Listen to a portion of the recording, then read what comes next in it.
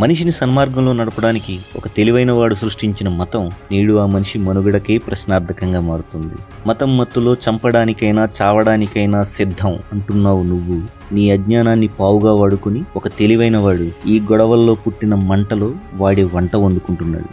ఒక్కటి చెప్పు, నీకు కనిపించని ఆ దైవం ఖుదా పేరేదైనా కానివ్వు, ఆ కనబడని వాడి కోసం వీళ్ళు కూడా నాలాంటి వాళ్లే అనే మానవత్వాన్ని మరిచి నీ తోటి వాళ్ళని బాధించి ఏం సాధించాలనుకుంటున్నావు? ఒక్కటి మాత్రం నిజం, ఏ మత గ్రంథ సారాంశమైనా ఒకటే చెబుతుంది, పక్కవారిని ప్రేమించమని, శాంతిని పెంపొందించమని. కానీ నీ తెలిసి తెలియనితనంతో ఈ అశాంతికి కారణం నువ్వు అవుతున్నావు. నీ తోటి వారికి ఘాతకంగా మారుతున్నావు. నువ్వు కూడా చదువుకున్నావు కదా, నీకు తెలియదా ఏది మంచి ఏది చెడ్డ అని, ఏది న్యాయం ఏది అన్యాయం అని? ఎవడో చెప్పిన మాటలు విని ముందు వెనక ఆలోచించకుండా ఎక్కడికి నీ పయనం? చనిపోయిన వాళ్ళు ఎవరైనా వచ్చి చెప్పారా చనిపోయాక వాళ్ళు ఎక్కడికి వెళ్లారో? కనీసం నీకు తెలుసా నువ్వెక్కడికి వెళ్లాలో?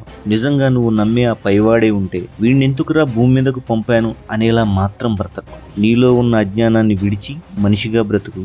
చచ్చాక ఎక్కడికి వెళ్లాలో తెలియని నువ్వు కనీసం నువ్వున్న భూమి మీద ప్రశాంతంగా బ్రతుకు. నీ పక్కనున్న వాళ్ళని బ్రతకని. Thank you.